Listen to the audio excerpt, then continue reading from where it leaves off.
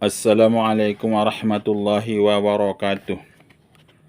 Alhamdulillahi rabbil alamin. Wal aqibatu lil muttaqin. Wa la udwana illa 'alal zalimin.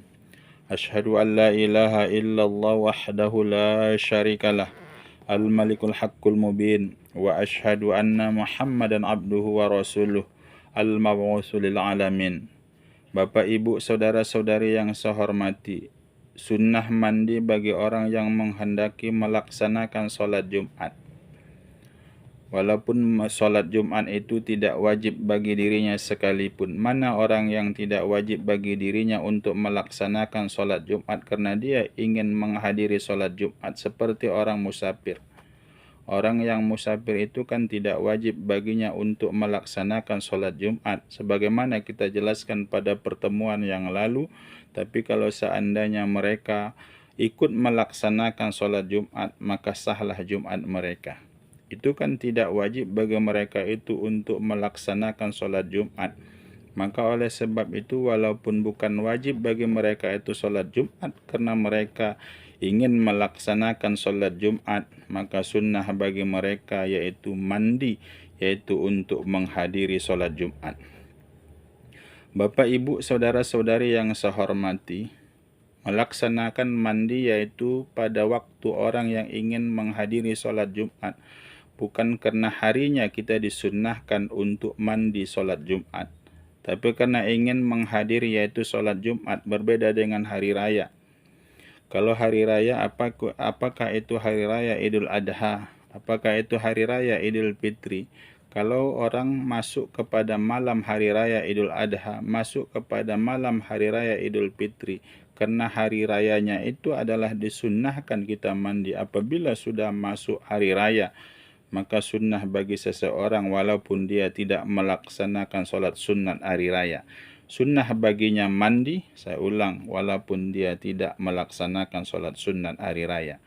Berbeda dengan hari Jumat, maka hari Jumat itu orang yang mau pergi melaksanakan sholat Jumat, maka disunnahkanlah baginya yaitu mandi untuk melaksanakan sholat Jumat.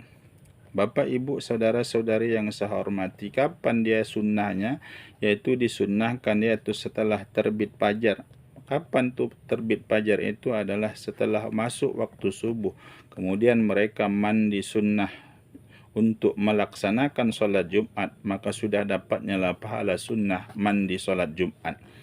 Bapak, Ibu, saudara-saudari yang saya hormati, walaupun yang paling abdul yaitu mereka itu melaksanakan mandi yaitu ketika mau berangkat mereka itu melaksanakan sholat Jumat. Kalau nyatanya mereka sudah laksanakan tadi setelah, yaitu nyatanya sudah masuk waktu subuh, mereka mau melaksanakan sholat subuh, lantas mereka langsung mandi, berniat yaitu mandi sunnah, yaitu sunnah mandi sholat Jumat, maka sudah mendapatkanlah mereka yaitu mandi, yaitu sunnah melaksanakan sholat Jumat. Bapak, Ibu, saudara-saudari yang saya hormati, maka oleh sebab itu sesuai dengan hadis Nabi, barang siapa yang mandi yaitu berniat mandi untuk melaksanakan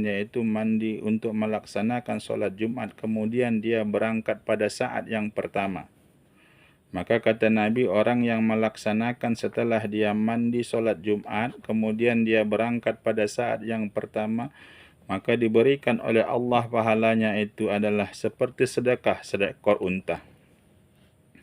Dan barang siapa, dan jelaskan dan juga sambungan hadis itu, barang siapa yang pergi setelah dia mandi sholat Jumat, mandi Jumat namanya, mandi untuk melaksanakan sholat Jumat, kemudian setelah itu berangkat dia pada saat yang kedua, pahalanya adalah seperti sedekah seekor lembu. Dan barang siapa yang setelah dia mandi sunnah Jumat, kemudian dia berangkat pada saat yang ketiga, maka pahalanya adalah seperti sedekah, yaitu seekor biri-biri yang mempunyai tanduk. Dan barang siapa yang pergi pada saat yang keempat, dan setelah dia mandi sholat sunnah Jumat, kemudian dia berangkat pada saat yang keempat, maka pahalanya adalah seperti sedekah seekor ayam. Barang siapa yang berangkat pergi setelah dia mandi sunnah Jumat pada saat yang kelima, maka dia mendapatkan pahala seperti sedekah sebiji telur. Dalam satu riwayat dijelaskan, yaitu barang siapa yang setelah dia mandi, masuk dia pada saat yang keempat, maka pahalanya adalah seperti sedekah seekor ayam. Dan pada saat yang kelima adalah pahala seperti seekor burung. Dan pada saat yang keenam adalah pahalanya seperti sedekah sebiji telur. Bapak, Ibu, saudara-saudari yang saya hormati, dalam satu riwayat yang lain juga dijelaskan bahwa barang siapa yang setelah mandi Jumat berangkat pada saat yang keempat, pahalanya adalah seperti sedekah seekor itik. Dan barang siapa yang berangkat pada saat yang kelima, pahalanya adalah seperti sedekah seekor ayam. Barang siapa yang berangkat pada saat yang keenam, maka dia pahalanya adalah seperti sedekah sebiji telur. Bapak, Ibu, saudara-saudari yang saya hormati, inilah hikmah, yaitu pahala-pahala, motivasi-motivasi yang diberikan Allah kepada kita agar kita bersegera untuk berangkat melaksanakan sholat Jumat setelah kita mandi sunnah Jumat. Bapak, Ibu, saudara-saudari yang saya hormati, selain itu banyak sunnah-sunnah yang dianjurkan kita untuk kita laksanakan sebelum kita sampai ke masjid. Di antaranya adalah memakai pakaian yang baik. Kita pilih pakaian yang terbaik di antara pakaian kita. Tapi itu pun disunnahkan, yang paling sunnah dari pakaian itu adalah warnanya adalah warna putih. Kemudian setelah itu kita memakai wangi-wangian kalau kita tidak puasa. Kecuali pada bulan puasa kita sedang melaksanakan puasa. Maka orang yang tidak puasa sunnah kita memakai wangi-wangian sebelum kita berangkat ke masjid. Kemudian itu juga kita pakai serban dan juga pakai rida. Ya, Bapak, Ibu, saudara-saudari yang saya hormati, kalau juga kita bisa melaksanakannya, kita cukur kumis, potong kuku, dan juga mencabut yaitu bulu ketiak, ya. Maka oleh sebab itu, kalau di sini dibilangnya bukan mencukur kumis, menggunting kumis dan mencukur jenggot, merapikan jenggot dan juga mencabut bulu ketiak. Itulah sunnah-sunnah yang kita lakukan, yaitu untuk pergi ke masjid sebelum pergi dan sebelum berangkat ke masjid sebagaimana tadi yang kita jelaskan di atas. Kemudian setelah itu udah siap kita berpakaian yang indah, udah kita selesaikan yang sunnah-sunnah itu.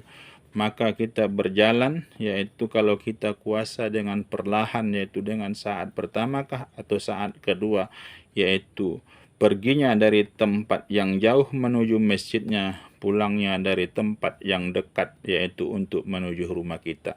Itu pun dengan syarat kalau seandainya kita berangkat dari tempat yang jauh itu menuju masjid, kita tidak tertinggal untuk melaksanakan sholat Jumat. Kalau kita tertinggal untuk melaksanakan sholat Jumat, maka hilanglah sunnahnya, maka kita lebih baik pergi dari tempat yang dekat. Bapak, Ibu, saudara-saudari yang saya hormati, inilah sunnah-sunnah yang kita lakukan, yaitu untuk pelaksanaan sholat Jumat. Terima kasih atas segala perhatian. Mohon maaf atas segala kekurangan. Wabillahi taufiq wal hidayah. Assalamualaikum warahmatullahi wabarakatuh.